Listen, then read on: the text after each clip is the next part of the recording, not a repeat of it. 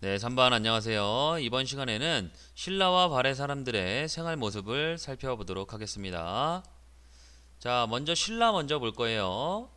자, 통일한 이제 신라는 삼국을 통일한 신라는 영토 어때요? 네, 넓어졌죠. 또 인구도 늘어났죠.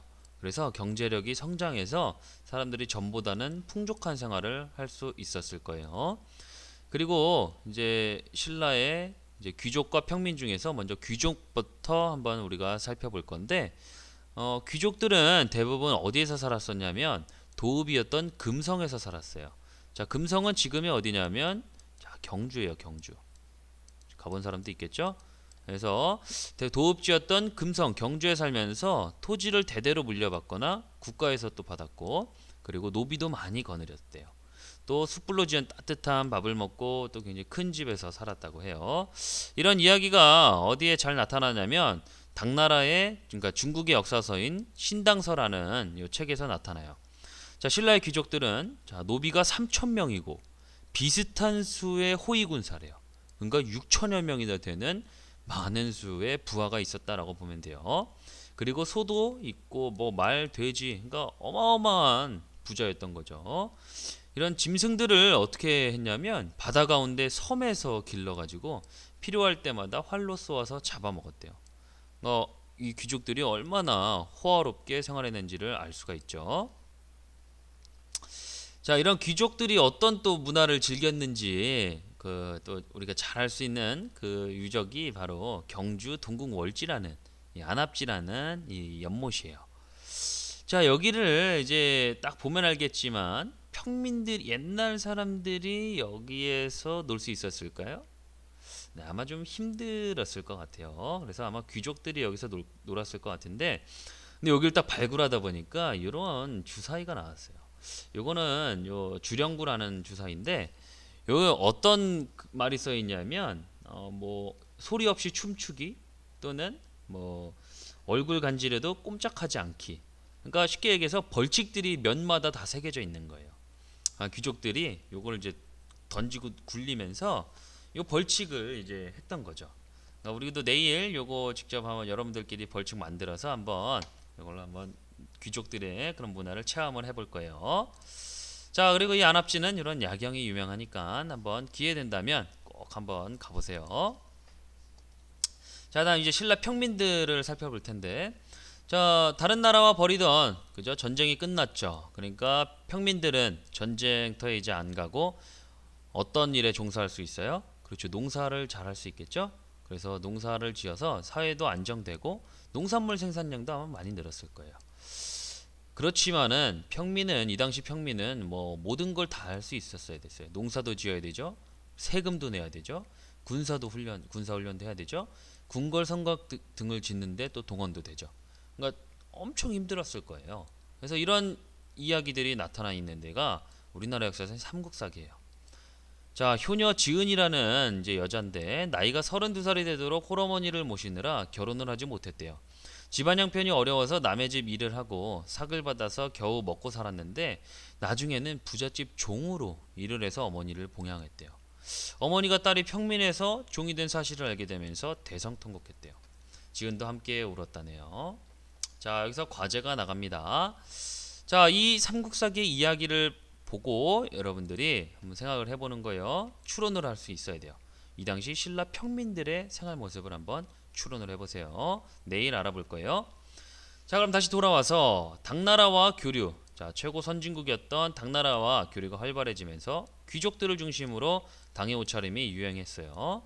그리고 또 왕궁이나 귀족의 집 이런 데들이 이제 기와로 지붕을 이으면서 굉장히 큰 집에서 이제 살았을 거고 평민들은 흙벽에 이제 풀로 지붕을 이은 초가집이나 나무로 만든 이렇게 좀 작은 집에서 살았을 거예요.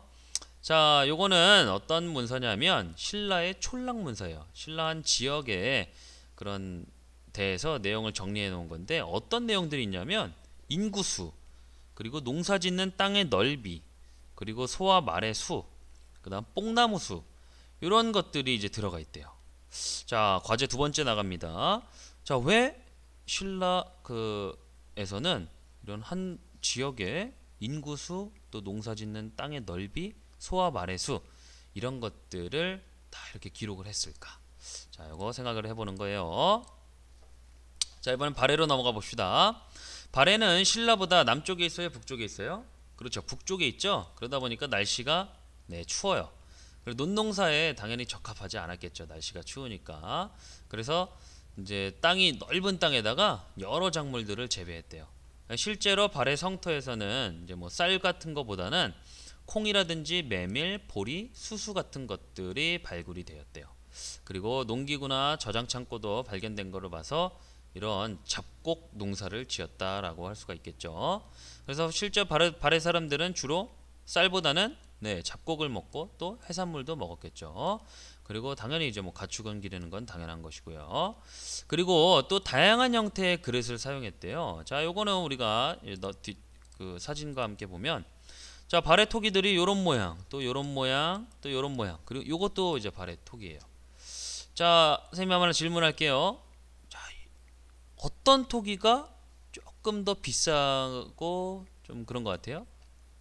네, 요런 이 토기가 아무래도 조금 더 있어 보이죠. 뭔가 좀 무늬도 있고, 실제로 요것들 이 토기를 아마 발해 귀족들이 아마 썼을 것 같고, 이 토기는 아마 평민들이 주로 이제 썼을 것 같죠.